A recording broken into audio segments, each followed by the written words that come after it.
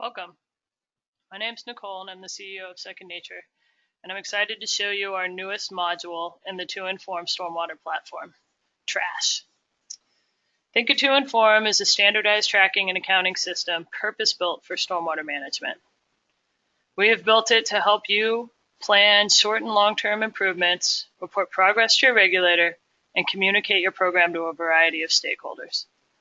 This landing page is our full product build-out, and we're fully integrated with Esri, so you can make better use of any ArcGIS subscriptions you might already be paying for. So on to trash, hopefully in 10 minutes or less. So the trash module has been built to simplify any permittee's ability to comply with the California state trash amendments. Whether you have selected track 1 or track 2, your goal is to eliminate urban litter delivery to your local receiving waters, and you have about a decade to accomplish this goal. Relatively ambitious, needless to say. We wanted to make sure that the trash module is cost-effective and easy to use. It's map-based and fully integrated into the rest of 2NFORM, and by that you can provide your regulator read-only access to your saved annual data sets. And this direct regulator access significantly reduces the time it takes you to prepare and then submit your annual reports. So track 1, real simply, your municipality or permitted areas intend to comply and meet the zero trash goal through the installation and maintenance of structural controls. So what you're going to need to report and demonstrate progress is the location and the treated drainage areas of those full capture systems. Both the state and the regional boards have been very consistent. They want to see those drainage areas. In addition, annually, you're going to need inspection records to verify that these are actually being maintained and functional. In the end, 100% of your trash priority areas, a mapped area that you're going to submit or already have submitted to your regulator, needs to be treated no later than 2030. If you're track 2, you're using a combination of those structural controls as well as non-structural solutions, such as improved effectiveness of your street sweeping programs, coordinated community cleanups, litter control programs, etc. So your requirements for the structures are going to be the same as the track 1 permittees, but you're also going to need a way to demonstrate that your litter control programs have been effective by collecting data and verifying that those trash priority areas that are not treated by full capture systems are likely litter free. Again, you have about a decade to provide this. So the 2NFORM platform tracks and quantifies progress in acres, where this full trash capture achievement has occurred, either through structural or non-structural solutions. So we start with the priority land use map. All the cities and municipalities are developing these. And there's an acreage. They include both parcels and roads. This example has 5,500 acres, and we haven't collected any data or gotten started yet, so we're 0% of the way there. We implement effective controls. We collect the data using the mobile applications in 2NFORM, and we turn specific areas green, and we can quantify that acreage and map it. So it becomes a transparent, easy map such you could show your city council or the public or your boss and communicate the goal of the trash program, how much progress has been made where, and how much more work you and your team have left to do. So let's go into the platform.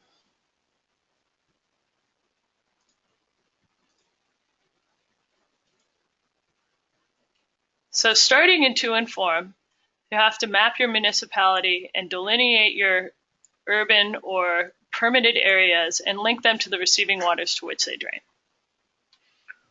Once that's done, which is a pretty simple and easy process, anybody with GIS skills can do it, and we have a standardized guidance for them to follow. We now have all of the municipal records organized on these catchment scales and linked to the receiving waters to which they drain. This becomes our unit of reporting or unit of measure.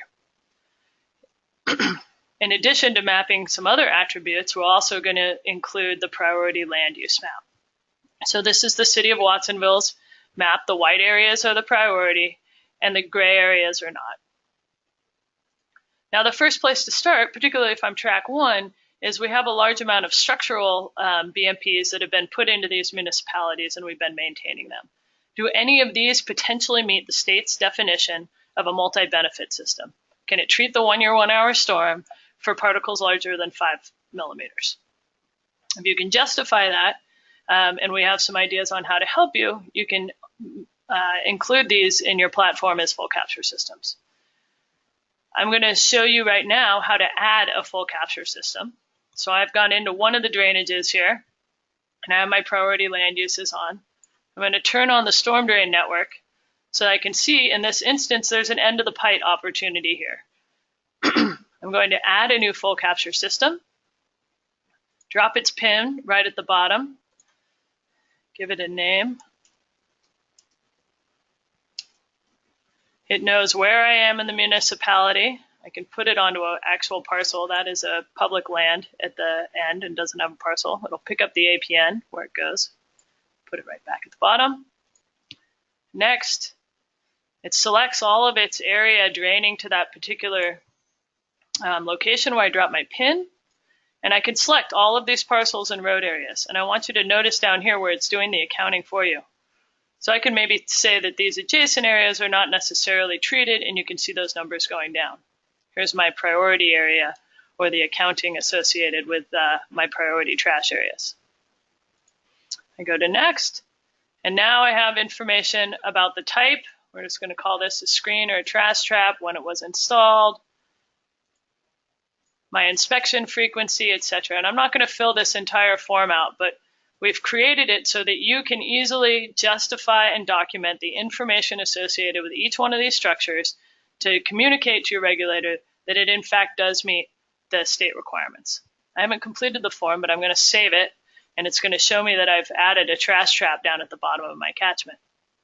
I can turn on the drainage areas, and it will show me that I now have a treated drainage area of this entire drainage. Pretty cool, huh?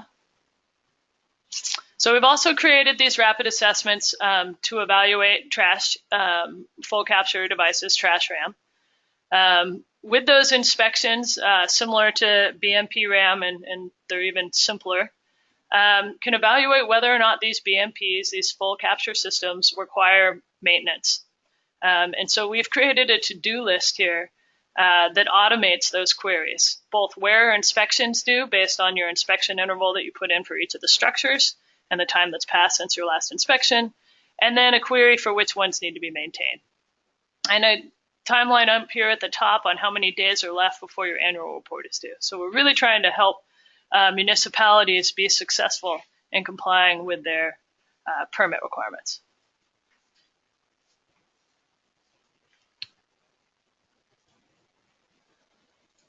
So that's the full capture systems. But what about if you're track 2? Well, we need a method to assess and demonstrate and report that our programmatic controls are effective. And the states adopted these on-land visual assessments to evaluate land condition with respect to litter density. All right, so this low litter, or devoid of litter, is our land condition standard we're interested in. Existing trash research by others has shown that litter is highly variable over space and time. So the best way to capture that variability is to collect a lot of data over space and time. So we took the on-land visual assessment, we coded it into mobile applications. You can either stream your data and drive, walk, or ride a bike and collect these lines associated with what category you see. And it's really easy to do an assessment in areas where there's low litter.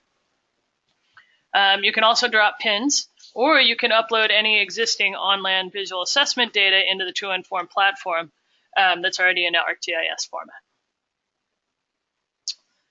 Then quickly before I go back into the platform, what do we do with this data? Right now we've created it really easy to collect a lot of points and lines. So the first thing that we're going to do is spatially extrapolate the data using the law of geography. We take the line or point data and we buffer it to parcels and give those parcels the associated condition that was observed in the roadways. And or we can also collect data on parcels, and that's integrated as well. And then we buffer to the nearest neighbor. So you can see some of these data gaps are filled by adjacent neighbors, where others are too far outside of the realm of where the data was collected. Over time, we're going to have a bunch of those observation time periods. So what we do is a temporal analytics. And for every single point in space within the permitted area, we have a likely trash condition in one of the on-land visual assessment categories, and we have a certainty associated with that. So now this is providing us with a level of confidence of our data and our confidence associated with the claiming somewhere is low litter. And with the spatial extrapolation approach, we don't have to assess every piece of trash on every block, and we provide some guidance on how to optimize routes. All right, so back into the platform. And so here is that layer I was just talking about. All of the data within the municipal records analyzed and provided as a likely trash condition throughout the municipality. I can go all the way down, because this is all managed on a geospatial platform, I can go all the way into the catchment scale and look at the parcel results and their records, or even the road results and their records. So you can drill down and see all the data that you have. In addition to the condition, which has the similar legend, the 4 categories of the visual assessment records, I have for every single one of those points a certainty. So this certainty is that statistical certainty associated with the average condition that the data set is telling us. So the darker areas, I have more certainty or more confidence that that actually is the likely condition should I go and inspect that area. The other input screen that's being used to report progress are these full capture system drainage areas. And so we've just simply color coded these here with the full capture system and their associated drainage areas.